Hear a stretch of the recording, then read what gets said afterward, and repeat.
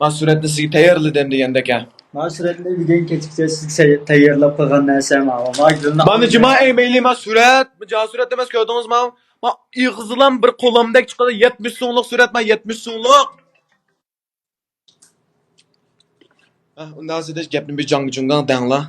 Ben akşam sizga deb qo'ygan, siz o'ylashay degandan javobini kutmoqchi edim. Anglamoqchi. Akşam kısını unutup kaptı. Bugün bir resmi bir talep koyan da şeyler gibi. Güllerini kötürep akşam kısını bizden balından haberi yok. Yana da bir gaplarını tatlık kılıp be. Akay çırağını bir yoğantıp verana hapılı mı? Çıraq sen diyor ara.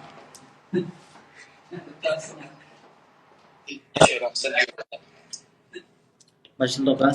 Ha başında kamsa. Ben sizning men ko'rib lam yaxshi ko'rib qolganligim uchun. Ha bugun Arasında tuz arkadaş. bugun Ay abimiz ma jozdan tepek çıkıp resim bilen tang turanlar da şa. Ha. bugun yuz ko'rishdi shunga siz nima yoqtirib qoldi. Ha buni keyin Ha. Azaya geldik koç dükkanına. zagarlik ko'chishdagi do'konni. Ha anondan keyin Oyunun hetsel tuttusun. uyni xitmanda tutsam ish qilishni hamma narsa Hıcılanmay dağla da hiç banmaydı. Bunda vanhon kızlarmış kişi bu adı diye banmışsak başka vakti gap kılmay durup aldı. sizcha hamma narsani qilman lekin unida bir narsadan ensirmasangiz bo'ldi ajma. Şu gün ne yapmışsınız? Ben jiddiyleşib qoldim lekin Yatlap sulam da olsun. Söyleyip koyan ne desene. söylab qo'yayman. Söyleyip koyan la. Eliki 100 yığız gaptın 100 anlağandın bir köygen ala dep.